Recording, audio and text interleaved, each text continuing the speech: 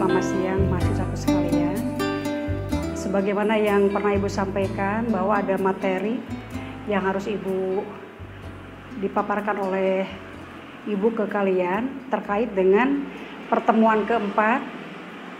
Dikarenakan tugas Ibu sebagai dosen harus menyampaikan semua materi sebelum ujian tengah semester, maka pada pertemuan kali ini Ibu akan menyampaikan mengenai melakukan riset pemasaran dan meramal permintaan.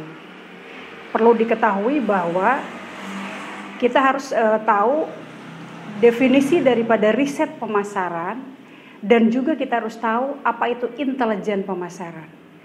Seperti yang sudah kita pernah diskusikan bahwa intelijen pemasaran adalah bagaimana orang tersebut, departemen tersebut menugaskan SDM untuk menyadap informasi harian ke kompetitor. Baik dia itu melakukan katakanlah informasi yang disadap itu adalah mau yang bergerak di bidang produk ataupun jasa. Tetapi pada intinya jikalau dibandingkan bedanya dengan riset pemasaran, kalau riset pemasaran itu adalah sifatnya ilmiah. Kalau riset pemasaran kita definisikan adalah sebagai perancangan, pengumpulan, analisis, pelaporan data, dan temuan secara sistematis yang relevan dengan situasi pemasaran tertentu yang dihadapi oleh perusahaan. Next. Kalau kita mendefinisikan dari masalah dan tujuan riset pemasaran yang tadi, maka dapat dikategorikan menjadi 3. Yang pertama ada riset eksplorasi, di mana definisi daripada riset eksplorasi adalah melepaskan permasalahan dan saran untuk penyelesaian dan juga ada gagasan baru. Jadi mengeksplor. Contoh, kalau kalian melakukan 2 variabel yang diteliti, maka adik angkatan kalian menambahkan 1 variabel, artinya adik angkatan kalian itu adalah melakukan eksplorasi daripada riset yang pernah kalian lakukan. Terus yang kedua, riset deskripsi, yaitu memastikan jumlah tertentu. Dari data kuantitatif yang dipaparkan itu kita harus menguraikan. Riset deskripsi itu harus menguraikan data yang kuantitatif itu diuraikan sedetil mungkin sehingga yang membaca hasil riset kita mengerti. Gitu. Nah, itu adalah riset deskripsi. Sedangkan riset kausal adalah menguji hubungan sebab akibat dan juga menguji hipotesis tentang sebab akibat. Next. Adapun pendekatan riset itu ada melalui observasi, melalui kelompok pengamatan, survei, perilaku, dan eksperimen. Contoh, kalau kita riset sosial, itu pasti kita melakukan observasi. Poin 1 tadi observasi, pengamatan, kelompok pengamatan, survei, sampai ke perilaku, itu bisa dilakukan jikalau kita melakukan riset sosial. Tetapi kalau kita sifatnya itu adalah eksak, maka harus melakukan eksperimen terlebih dahulu.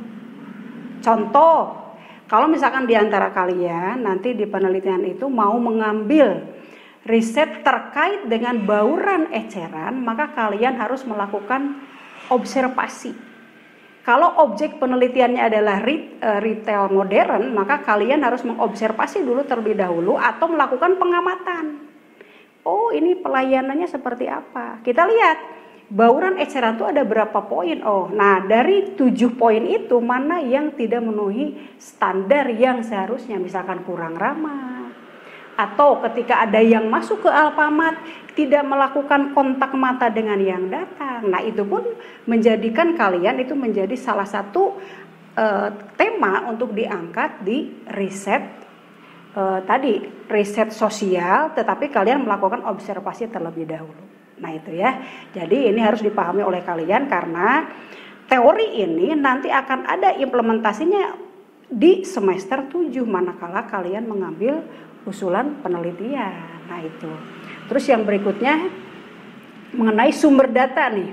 Sumber data yang harus kalian ketahui apabila kalian mau melakukan riset, yaitu pertama kita harus mengetahui sumber yang diberikan oleh internal perusahaan. Kategorinya apa itu, Bu? Itu adalah sumber data sekunder. Nah, itu harus menjadi rujukan oleh si peneliti. Yang berikutnya adalah publikasi pemerintah. Itu pun publikasi pemerintah jadi dasar kita untuk mengambil satu konsep yang akan menguatkan riset yang akan kita lakukan. Terus yang ketiga, sumber data sekunder itu adalah secara periodik kita temukan apakah itu dari buku, dari majalah yang ada kaitannya dengan apa yang akan kita teliti. Terus dari media online atau data komersial lainnya yang semuanya itu konsepnya jelas. Siapa yang mengeluarkan itu konsep? Nah, itu adalah salah satu dari sumber data yang harus kalian pelajari dan itu legal. Makanya kalau kita meneliti, sampaikan itu, ambil konsep itu, siapa yang mengeluarkannya, tahun berapa, halaman berapa, itu harus detail. Nah, itu kalau seperti itu maka kita itu terhindar dari apa yang dinamakan dengan plagiarisme, ya.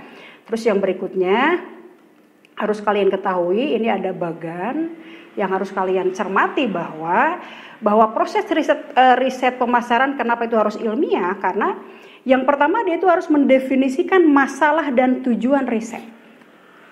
Jadi kalau kita mau melakukan riset pemasaran, kita itu berarti di situ di objek yang akan kita teliti itu terdapat masalah gitu.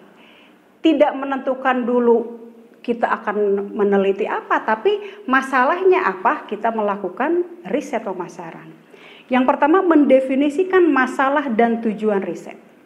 Terus yang kedua, mengembangkan rencana riset.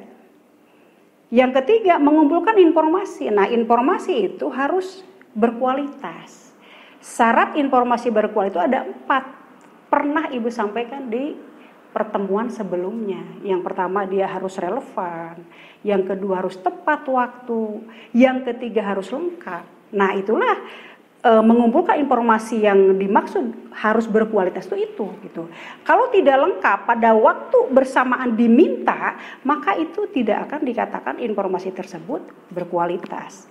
Setelah informasi itu dikumpulkan, maka lakukan analisis dari informasi tersebut. Nah, apabila itu sudah lengkap semuanya, maka nanti si periset ini akan menyajikan hasil temuan dan itu dipresentasikan, dipertanggungjawabkan, dan itu tidak ujung-ujung langsung ada output, tapi hasil pertanggungjawaban itu setelah semua di forum itu orang yang kompeten itu bertanya dan lain sebagainya, maka di situ bisa mempertanggungjawabkan, maka itulah hasil temuan yang disajikan itu adalah menjadi produk dari riset pemasaran ini. Nah, itu ya. Nah, oleh karena itu Ibu berharap dengan kalian mendapatkan materi terkait dengan riset pemasaran, nah kalian tuh harus sungguh-sungguh mempelajari ini karena nanti ini akan kalian lakukan di semester 7. Jadi ini adalah menjadi mapping bagi kalian jikalau melakukan riset, ya. Nah, ini yang tadi Ibu katakan, Bu, bagaimana langkah-langkah riset pemasaran yang baik?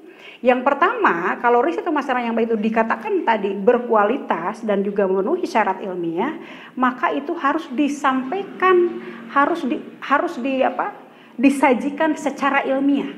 Tahapannya tadi jelas, bagaimana mendefinisikan riset untuk kedepannya itu untuk apa. Terus yang kedua, bagaimana tadi masalah itu harus diidentifikasi sampai kepada penyajian. Tahapannya tadi sudah Ibu sampaikan. Terus bagaimana riset pemasaran yang baik, Bu? Yang pertama tadi harus secara ilmiah penyajiannya. Yang kedua, kreatif. Tim yang melakukan riset pemasaran itu harus kreatif. Artinya apa? Semua orang itu harus produktif dan harus memberikan ide-ide yang brilian. Untuk apa? Untuk menambah hasanah atau pengembangan daripada riset ini. Ya, yang berikutnya adalah menggunakan berbagai macam metode. Yang berikutnya menyadari adanya saling ketergantungan antara model dan data. Artinya ada upaya dari kita bagaimana si A bekerja, bagaimana si B bekerja, semuanya berkontribusi, apakah itu dari model dan juga data. Nanti kita olah itu data. Mana data yang bisa diolah sehingga data tersebut menjadi informasi yang berkualitas. gitu ya. Karena kita harus tahu bagaimana beda antara data dengan informasi. Kalau data itu bisa disajikan dalam bentuk numerik, dalam bentuk non numerik. Nah, ketika itu sudah diolah, maka itu menjadi informasi. Nah, informasi inilah yang akan berkontribusi terhadap proses tadi riset pemasaran. Karena ada informasi yang berkualitas. Terus yang keempat, menyajikan informasi yang berkualitas tadi, sehingga ketika informasi itu berkualitas, maka yang namanya riset pemasaran itu dapat dikategorikan riset tersebut adalah riset yang ilmiah, gitu ya. Next. Bagaimana juga kita sebagai orang yang katakanlah ingin mengetahui, Ibu, apakah pernah ada contoh riset pemasaran yang dilakukan oleh satu departemen tertentu sehingga dengan riset itu ada produk yang sekarang kita nikmati. Nah, contoh gini, waktu Ibu kuliah di Unpad, dosen Ibu mengatakan begini, riset itu harus bertanggung jawab dan itu karena ada masalah. Contoh, dulu yang Ibu tahu bahwa yang namanya pembayaran listrik itu tidak seperti sekarang, beli token, enggak. Tapi dulu itu masyarakat begitu dininabobokan dengan aturan yang dulu, pokoknya disediakan saja, tanggal 20 harus bayar. Setelah itu berjalan beberapa puluh tahun katakanlah, semenjak Ibu SD sudah begitu, sampai Ibu kuliah S1 juga sudah begitu, ternyata PLN itu mengalami katakanlah kerugian.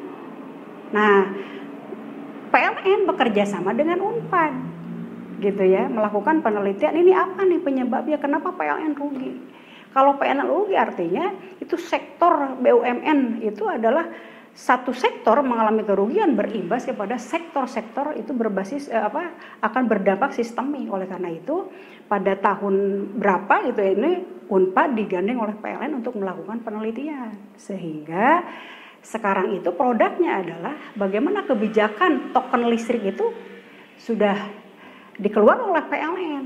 Nah, sekarang kan yang kita rasakan, kalau kalian mau di rumahnya itu listrik nyala, beli token. Artinya kan secara tidak langsung kita itu harus disiplin. Oh, kalau butuh beli, tidak butuh ya udah, rumah kita tuh tidak ada cahaya.